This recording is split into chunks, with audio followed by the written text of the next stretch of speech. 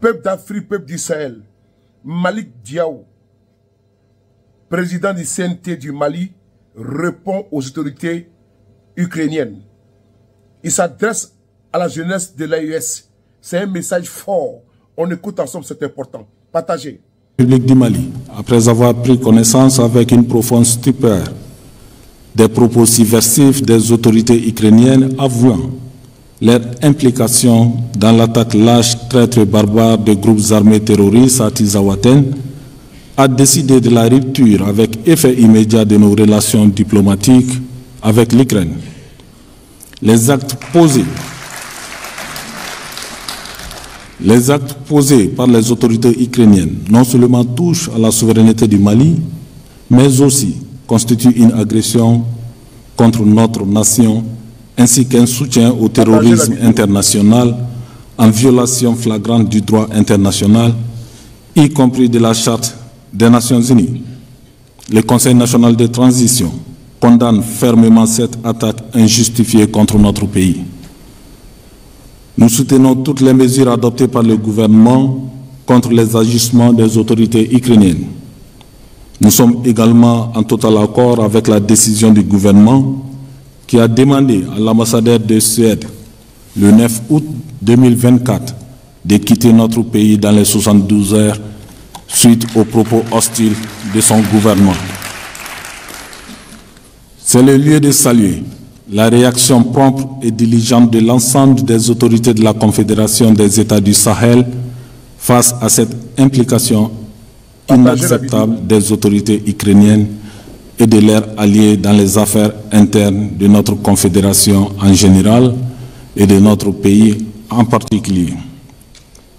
Cela prouve que nous formons une même famille. Et lorsqu'un membre de la famille est injustement menacé, il est du devoir des autres de le défendre. La Confédération des États du Sahel atteindra ses objectifs qui sont le respect de notre souveraineté et bouter le terrorisme hors du Sahel.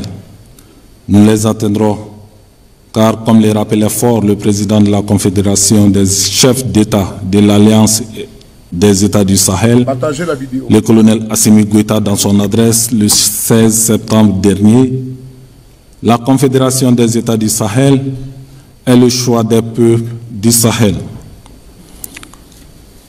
Vous nous permettrez également de saluer les autres annonces du président de la conférence des chefs de l'État de l'Alliance des États du Sahel, à savoir la mise en circulation du nouveau passeport biométrique de l'AES en vue d'assurer l'harmonisation des documents de voyage dans notre espace commun et de faciliter la mobilité de nos citoyens à travers le monde. La création d'une chaîne d'information commune afin de promouvoir une diffusion harmonieuse des informations dans nos 3 États. Monsieur le Premier ministre, chef du gouvernement, distingués invités, mesdames et messieurs, vous vous souviendrez que le mardi 17 septembre 2024, des groupes armés terroristes ont tenté de s'infiltrer à l'école de gendarmerie nationale de Faladje et à l'aéroport international président Modibo Keïta.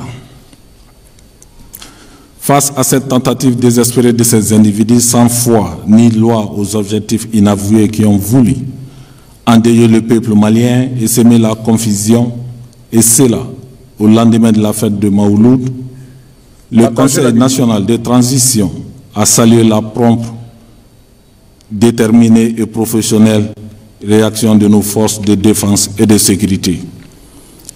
Nous réitérons notre condamnation avec vigueur et fermeté de ces attaques lâches et barbares contre nos forces de défense et de sécurité.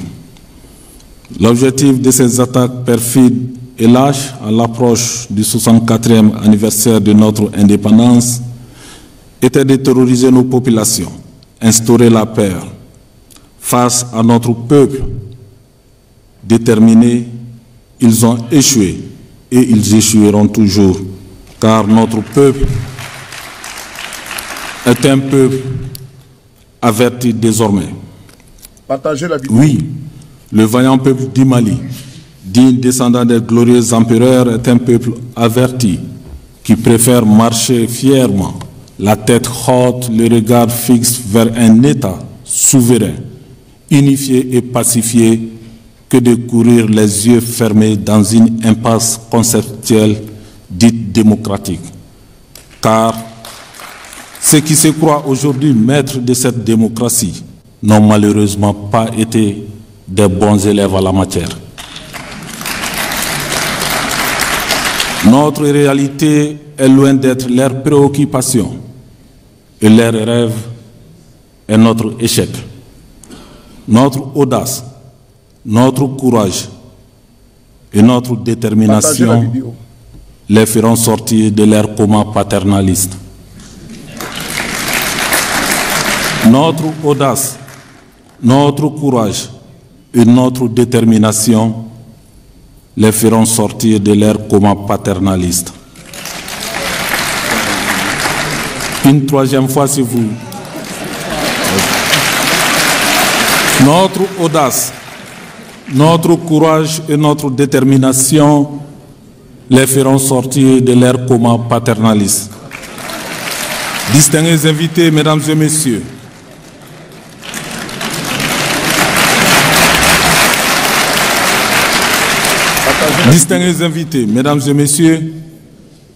Tizawaten, Barça Logo, Tillabéri.